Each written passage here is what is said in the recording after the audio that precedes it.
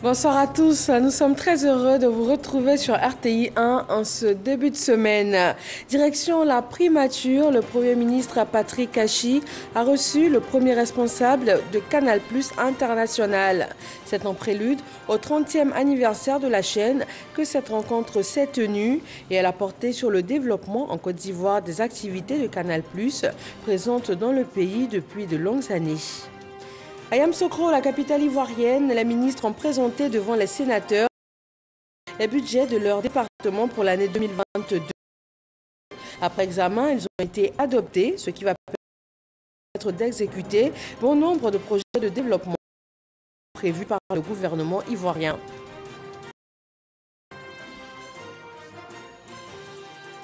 Le 7e Forum international de Dakar sur la paix et la sécurité en Afrique s'est ouvert ce matin. Il est question de réfléchir et de proposer des solutions face aux enjeux de stabilité et d'émergence en Afrique dans un monde post-Covid-19. Le continent planche sur les défis sécuritaires. Nous ne sommes plus qu'à 24 heures de la fin de la 5e opération de recensement général de la population et de l'habitat de Côte d'Ivoire. Les agents recenseurs continuent de sillonner les villes, les quartiers et les villages. Les autorités, elles, invitent toujours les populations à les recevoir et à les renseigner. Bienvenue à tous dans le 20h de ce 6 décembre sur RTI 1. Le Premier ministre Patrick Achi a reçu le président de Canal+ International, Jacques Dupuis, en prélude aux festivités de ses 30 ans. Les deux personnalités ont échangé sur le rôle, le contenu et le développement de la chaîne en Côte d'Ivoire. Sidonie Davila. Canal+, chaîne de télévision internationale privée, à la primature. Son président Jacques Dupuis a abordé avec le Premier ministre Patrick Achi les problèmes de fond, comme celui du cadre réglementaire et institutionnel. On a abordé principalement deux grands sujets. Un premier sujet qui concerne nos investissements en technologie. On est déjà partenaire de la TNT depuis quelques années ici en Côte d'Ivoire. Donc on souhaite continuer à se développer sur cette plateforme. Donc c'était le premier sujet. Nos chaînes sont de plus en plus africaines, elles s'enracinent de plus en plus dans des contenus locaux. On a discuté également des besoins de formation sur les métiers techniques de la production de contenu, qui est certainement l'axe de développement où nous, Canal+, pouvons essayer d'apporter de l'expertise, mais on a besoin d'un cadre institutionnel, on a besoin de support des autorités, pour que ça soit plus efficace, que c'est plus de dimensions. C'est en compagnie des ministres de l'économie numérique, de la culture et de la communication que le Premier ministre Patrick Achi a salué l'engagement de cette chaîne en Côte d'Ivoire. Le Premier ministre a assuré le groupe de l'accompagnement de l'État. Il a tenu à préciser que nous sommes un État qui est dans l'accompagnement, avec notamment la définition de tout le cadre réglementaire et institutionnel qui permet aux opérateurs de pouvoir s'exprimer. Il n'a pas caché la très forte ambition de la Côte d'Ivoire d'aller très vite et très loin. Et c'est en cela que le président a dit qu'il est arrivé certes avec une feuille de route, mais il repart avec une feuille de route beaucoup plus ambitieuse. Les festivités du trentenaire de Canal+ s'annoncent pour l'année prochaine. Après leur passage devant l'Assemblée nationale, les ministres ont présenté devant les sénateurs le budget programme 2022 de leurs départements respectifs. Des budgets adoptés à l'unanimité.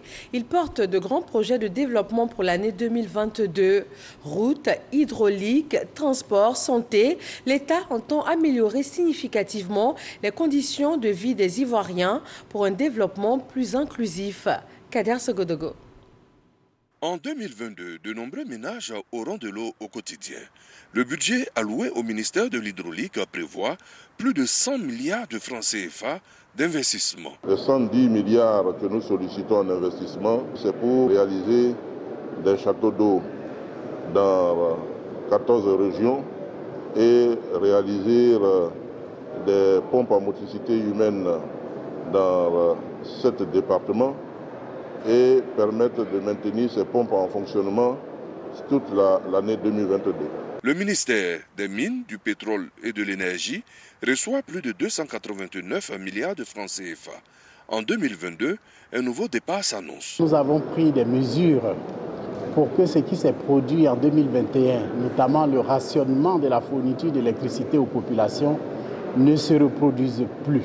Que tous les villages qui ont plus de 500 habitants soient totalement électrifiés.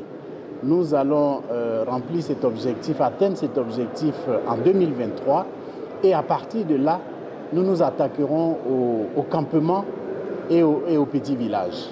Des routes de qualité, un préalable au développement, de grands travaux annoncés. Le ministère de l'équipement et de l'entretien routier, 682 milliards 693 millions de francs CFA. Nous sommes en train de travailler sur près de 2000 km de routes neuves et sur les routes goudronnées qui étaient gâtées, nous sommes en train de travailler sur près de 1000 km. Ce sont des projets importants. Vous savez qu'on a coutume de dire que la route précède le développement. Le ministère de l'Environnement et du Développement rural, 22 milliards de francs CFA. Le ministère des Eaux et Forêts, 36 milliards de francs CFA. Le ministère de l'Assainissement et de la Salubrité, 145 milliards de francs CFA. Le ministère de la Construction, du Logement et de l'Urbanisme, plus de 52 milliards de francs CFA. Pour ce qui concerne notre secteur, il s'agit principalement de l'accompagnement qui est apporté à la question du logement, que ce soit le logement social ou que ce soit le logement de standing. C'est également la réhabilitation des bâtiments appartenant à l'État de Côte d'Ivoire et d'autres investissements qui permettent de mieux exercer nos missions. Le secrétariat d'État chargé du logement social, plus de 22 milliards de francs CFA. Le ministère de la promotion de l'investissement et du développement du secteur privé, 12 milliards de francs CFA. Le ministère des Transports, plus de 72 milliards de francs CFA. Le secrétariat d'État chargé des affaires maritimes, 9 milliards de francs CFA. Et le ministère de l'économie numérique et des télécommunications, 50 milliards de francs CFA. Des efforts ainsi consentis pour améliorer le quotidien des populations où qu'elles se trouvent. Tous ces budgets ont été votés à l'unanimité par les sénateurs. Il s'est ouvert ce lundi au Sénégal le 7e Forum international de Dakar sur la paix et la sécurité en Afrique. Après une année d'interruption pour raison de crise sanitaire, le continent se réunit au pays de la Teranga pour trouver des solutions aux défis sécuritaires. Retrouvons Mama Traoré, notre envoyé spécial à Dakar. La 5e vague de la pandémie de Covid-19 et la découverte d'un nouveau variant n'auront pas empêché la tenue de ce 7e forum de Dakar sur la paix et la sécurité en Afrique. 4 chefs d'État présents aux côtés de centaines de participants pour évoquer les menaces à la stabilité des pays du continent. Et il y a urgence à agir face à des phénomènes tels que la multiplication des changements anticonstitutionnels, l'expansion du terrorisme et la recrudescence des conflits armés. En termes de paix et de sécurité, l'heure en Afrique est grave, très grave. Le cancer terroriste, en pleine métastase, tue presque quotidiennement des dizaines d'Africains. Il détruit des centres hospitaliers, brûle des écoles et prive ainsi des milliers d'enfants des rares chances d'apprendre à lire et à écrire. L'Afrique n'a pas encore fini avec ses crises sécuritaires qu'elle doit aussi affronter les affres de la Covid-19, une pandémie qui est venue freiner l'élan des progrès économiques empruntés ces 10 dernières années par les États africains. Tout naturel que cette crise sanitaire soit au cœur des débats à ce 7e forum de Dakar sur la paix et la sécurité. Il s'agira pour les participants d'examiner les voies de résilience et surtout d'accorder une attention particulière à la question de l'accès aux vaccins. Néanmoins, le nationalisme sur les vaccins et l'accès inéquitable aux doses font que seulement 7% de la population est vaccinée à ce jour. Un autre élément qui continue de nous désavantager est que la capacité de production de vaccins sur le continent ne couvre que seulement 1% des besoins. Isoler un pays qui a séquencé un nouveau variant et a fait preuve de transparence est non seulement discriminatoire, mais aussi contre-productif. Parce que c'est inciter les autres à ne pas publier les résultats réel de leur investigation. C'est là le danger. Donc il faut que nous continuions à travailler ensemble dans la solidarité. Cette pandémie qui frappe tous nos pays doit nous rassembler sur le front solidaire de la riposte au lieu d'ajouter un nouveau clivage entre pays riches et pays pauvres. Selon les chiffres avancés par le président sénégalais Macky Sall, il faut mobiliser 252 milliards de dollars d'ici 2025 pour aider l'Afrique à contenir le choc de la Covid-19 et amorcer sa relance économique. En Côte d'Ivoire, nous sommes à 24 heures de la fin du 5e recensement général de la population et de l'habitat. Voyons où en est aujourd'hui l'opération.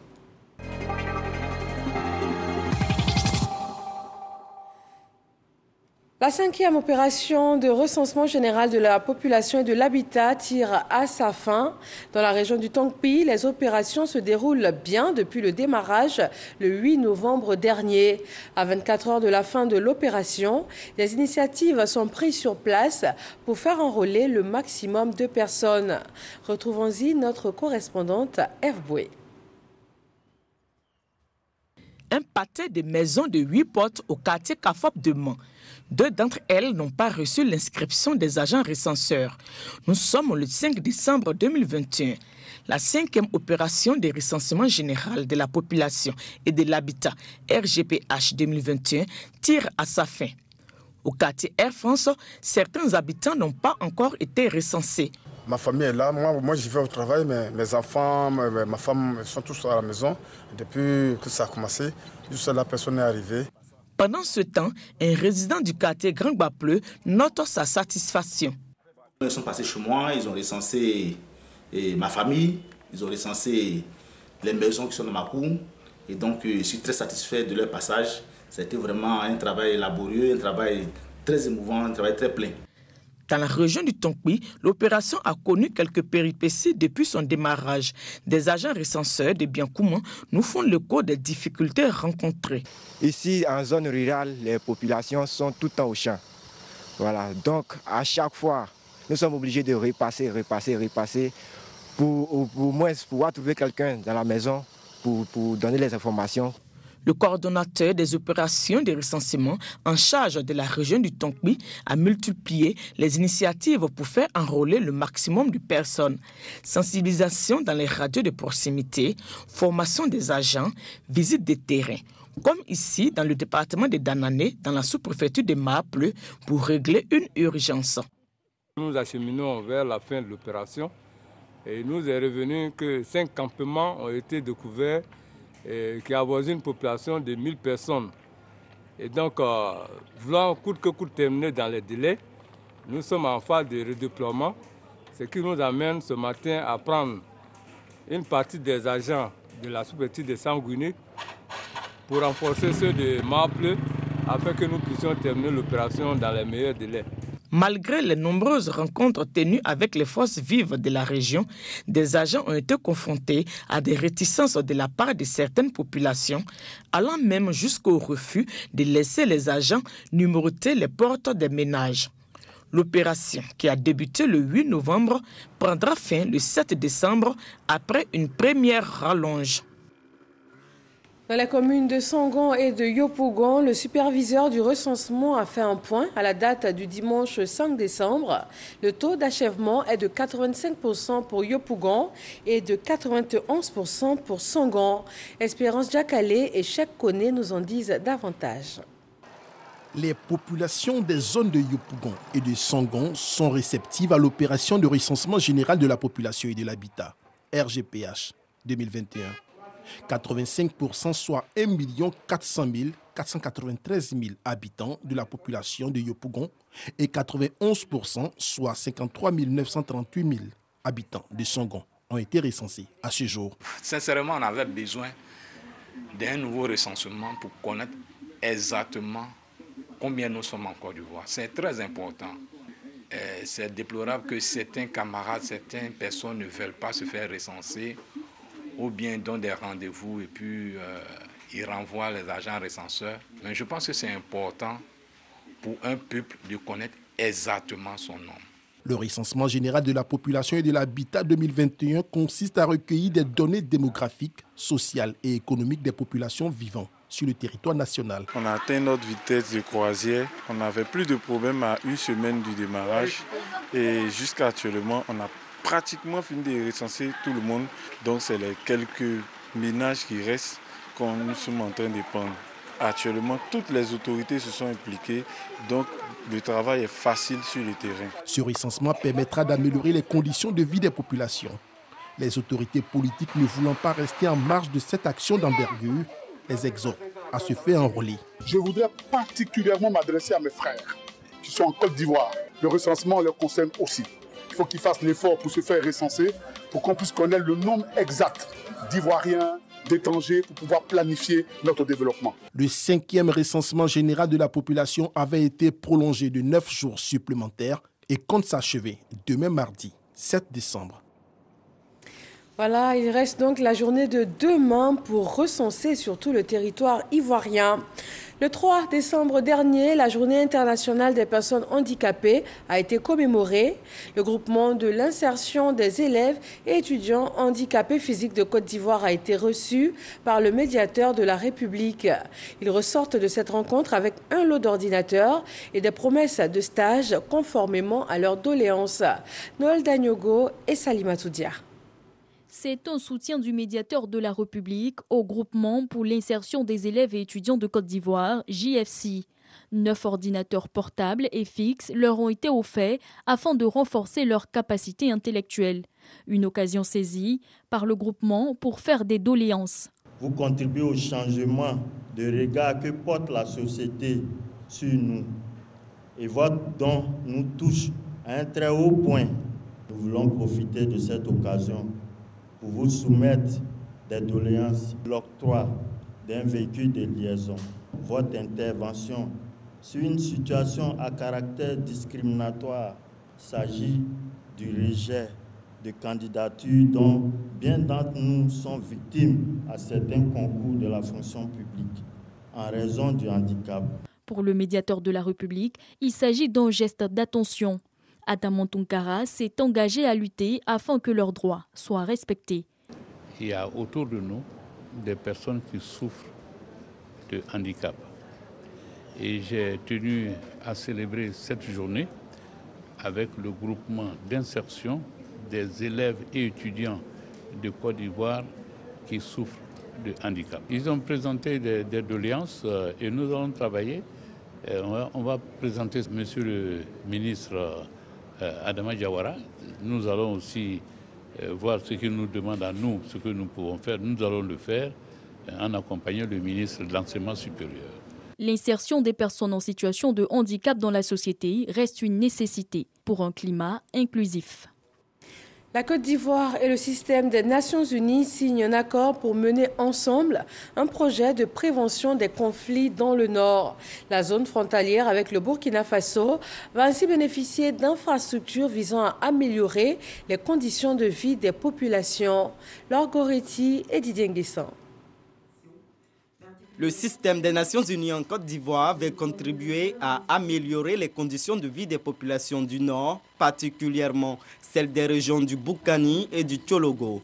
L'institution procède à la signature d'un projet qui va soulager les populations dans les prochains mois. À travers le Fonds des Nations Unies de consolidation de la paix, d'accompagner à la fois le gouvernement de Côte d'Ivoire et le gouvernement du Burkina Faso dans leurs efforts de renforcement de la gouvernance de ces zones frontalières.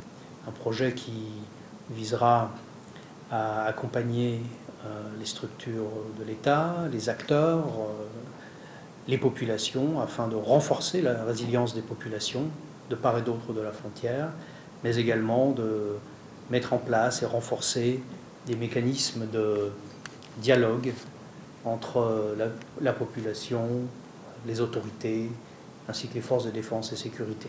Vous avez toujours été à nos côtés pour nous accompagner dans le cadre de la mission qui nous a été confiée par son Excellence M. Alassane Ouattara, qui a à cœur le bien-être des populations, le développement de la Côte d'Ivoire, qui a à cœur de créer les conditions de l'émergence de la Côte d'Ivoire.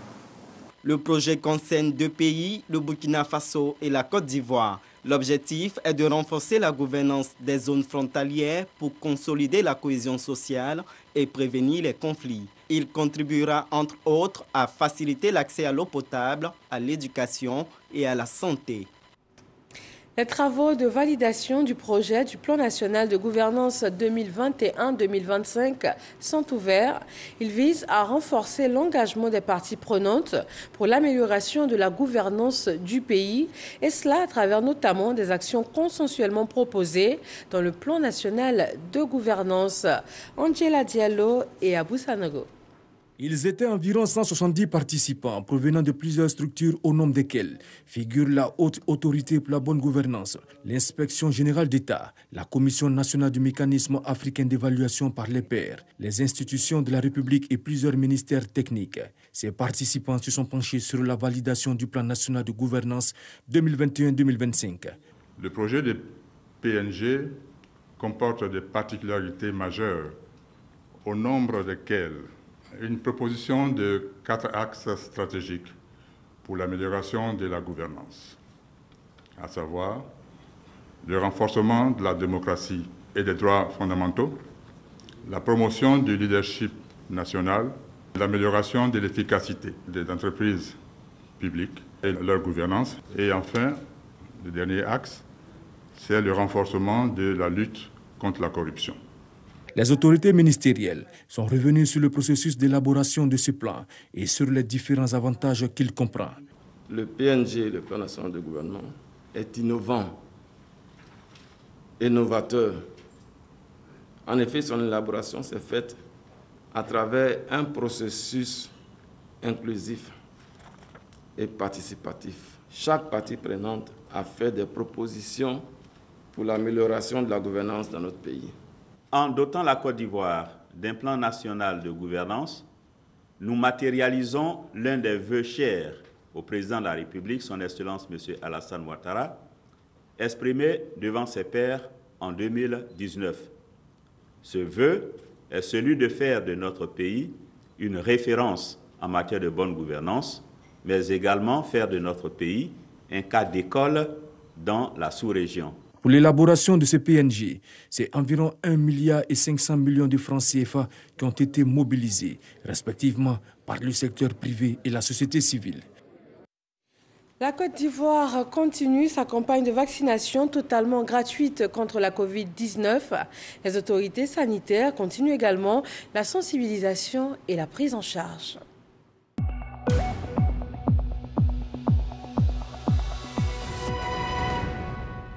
Le ministère de la Santé, de l'Hygiène publique et de la couverture maladie universelle a enregistré ce lundi 6 décembre 2021 2 nouveaux cas de Covid-19 sur 873 échantillons prélevés, soit 0,2% de cas positifs, 11 guéris et 0 décès. Le nombre total d'échantillons prélevés dans le pays s'élève à 1 164 056. Le gouvernement français a écarté ce lundi la possibilité de nouvelles restrictions face à la flambée épidémique de Covid-19.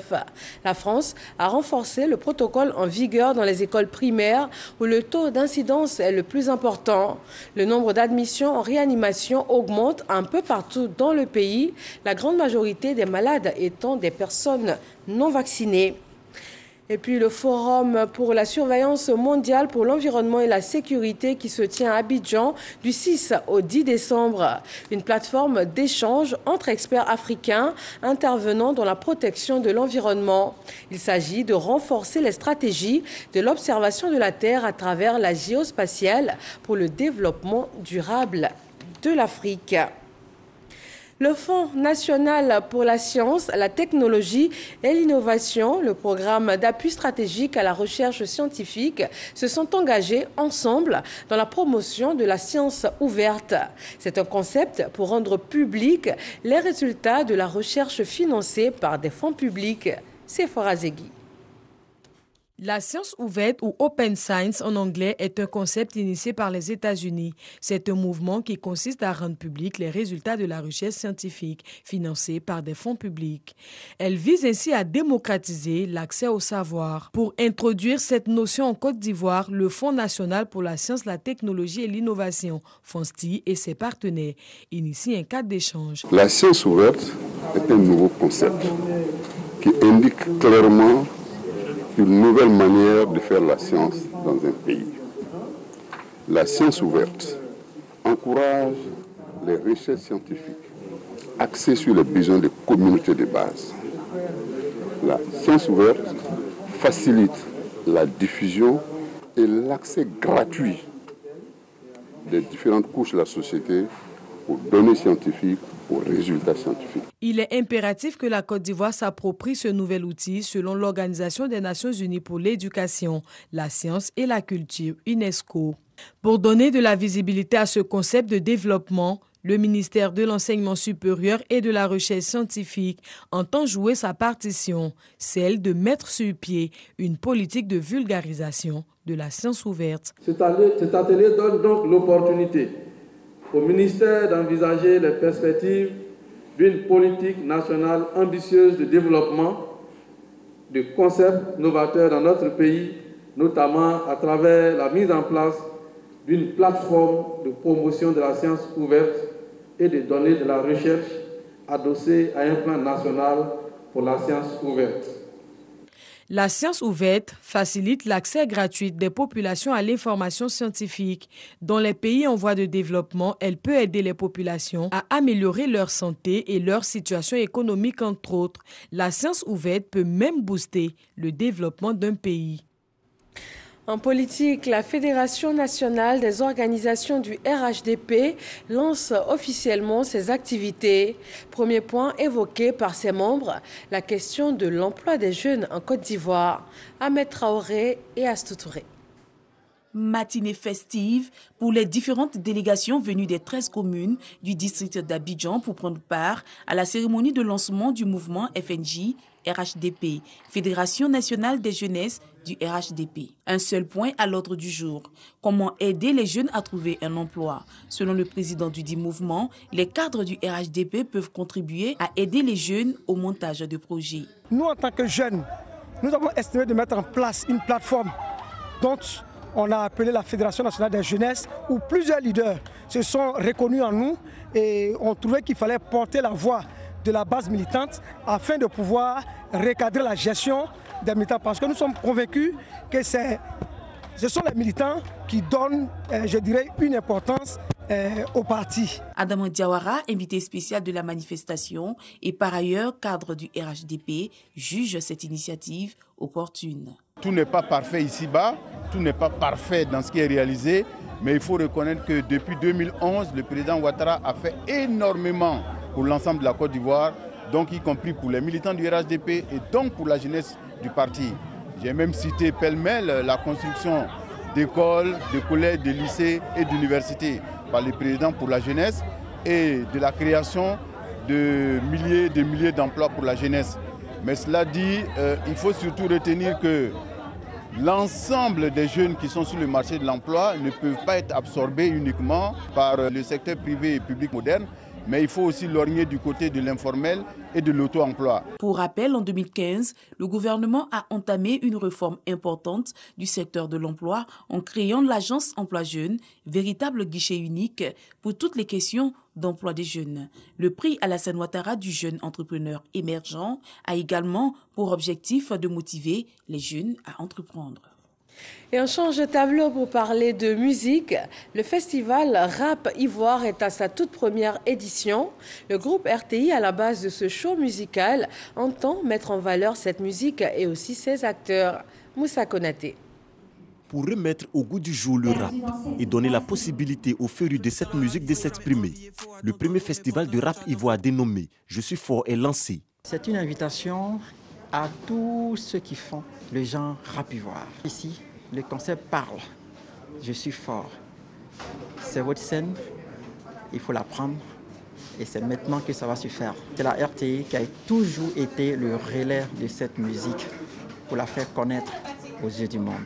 Garba 50, Nash, Priska, Billy Billy et bien d'autres ont donné une autre dimension à cette musique en la positionnant face aux réalités de la société et dans un dialecte ivoirien très bien connu, le Nouchi. Le festival Rap Ivoire Je suis fort, c'est de montrer vraiment qu'on est fort mais en live. C'est une opportunité que la RTI nous offre, donc on ne doit pas taper poteau comme on dit.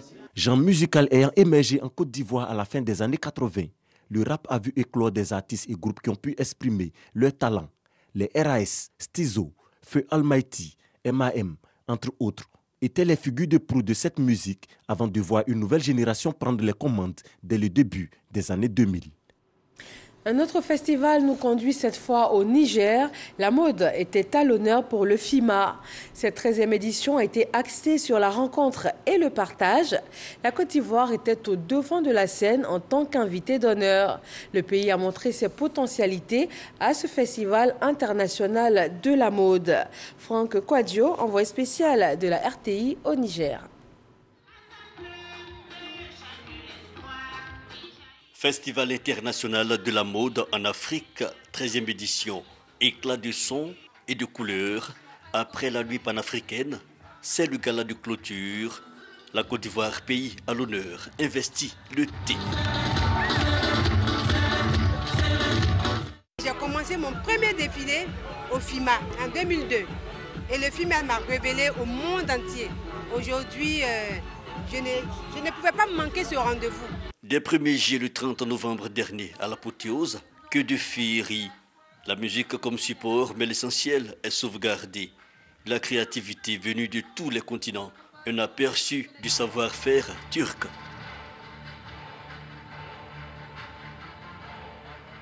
La Turquie, mais aussi la verve créatrice locale. Le Sénégal, le Ghana et la Côte d'Ivoire, entre autres, une trentaine de pays concernés. Il y a vraiment de la relève, il y a vraiment du beau boulot qui vient derrière. J'ai eu à regarder les jeunes créateurs qui sont passés hier pour le concours. J'avoue que c'était du topissime. Franchement, ça a été une expérience très enrichissante pour moi parce que quand on vient là, c'est vraiment la rencontre de toutes les nationalités, de toute l'Afrique, de toutes les créativités. C'est vraiment un mélange d'art. Je suis très satisfait car c'est un moment de rencontre avec plusieurs personnes merveilleuses. Il y a eu beaucoup d'échanges de culture et le spectacle, il était grandiose. De quoi satisfaire l'initiateur, mais aussi le pays à l'honneur. Nous sommes arrivés heureux et fiers. Heureux et fiers parce que nous avons été retenus comme invités d'honneur. Et nous repartons charmés. Charmés par l'accueil des Nigériens, charmés par le décor et par la cristallisation de cette diversité des expressions à travers la mode. On est content que la Côte d'Ivoire soit là, on est content que l'Afrique soit réunie. Comme montre la paix totale, la beauté remplace tout, l'art est au-dessus de tout. La beauté, c'est ce qui renforce l'Afrique de demain. Merci encore. Le FIMA 13 s'achève, une réussite selon les participants. Le Festival international de la mode en Afrique est l'une des plus anciennes célébrations du genre. Le FIMA avait 3 ans d'existence. Direction la ville historique de Grand Bassam en Côte d'Ivoire, dans le but de permettre aux fidèles musulmans de son quartier d'accomplir ensemble les 5 prières quotidiennes. Un imam de la ville a cédé une partie de sa cour pour la construction d'une mosquée. Et après 1 an de travaux, l'édifice religieux a été inauguré par le COSIM. Bintou Pekele. Bonne nouvelle pour la communauté musulmane du quartier Belleville de Grand Bassam. Elle a désormais une nouvelle mosquée pour ses prières quotidiennes. Après plusieurs jours d'intenses travaux, l'édifice religieux a vu ses portes s'ouvrir sous le regard de Moussa Dramé, imam principal de la mosquée Fatmata Zahra. L'homme des dieux a cédé environ 40 mètres de sa cour pour la réalisation de cette mosquée construite avec l'aide de l'ONG La Bienfaisance et ses partenaires. Dans ce secteur, il n'y a pas de mosquée. Il n'y a même pas de mosquée ordinaire. Ne parlons pas de mosquée de vendredi. Donc j'ai décidé de bâtir cet édifice religieux dédié à mon père défunt. La capacité d'accueil d'une mosquée de 40 mètres carrés dans nos standards, c'est 70 personnes. Le coût estimatif tourne autour d'une somme de 15 millions. La nouvelle mosquée de la famille Dramé a été officiellement mise à la disposition de la communauté musulmane par le COSIM, Conseil supérieur des imams des mosquées des affaires islamiques en Côte d'Ivoire. Cela en présence des autorités administratives et politiques de la localité. Avant, pour avoir prié, là, c'était difficile. Mais vraiment, mosquée qu'ils ont fait ici, là, vraiment, ça nous plaît. Ça fait part des soucis du Cheikh Aïma. Nous demandons à nos fidèles, à qui Dieu a confié la religion, de bâtir des mosquées. En même temps, quand un imam a la possibilité qui lui permet de construire une mosquée, moi je crois que l'imam doit donner l'exemple à tout le monde. Et c'est ce qu'il faut faire aujourd'hui. L'inauguration de la nouvelle mosquée du quartier Belleville de Grand Bassam, opportunité toute trouvée par guides religieux et fidèles de réciter et commenter les 114 chapitres du Noble-Coran. Occasion aussi de multiplier prières et adorations pour la paix et la stabilité en Côte d'Ivoire. Un reportage de Bintou Pekele et Pargassoro Kone qui met fin à ce journal. Merci de nous avoir suivis. Restez connectés à l'actualité sur rti.info et retrouvez à 23h Eman Guivé pour un nouveau journal sur RTI 1. À demain.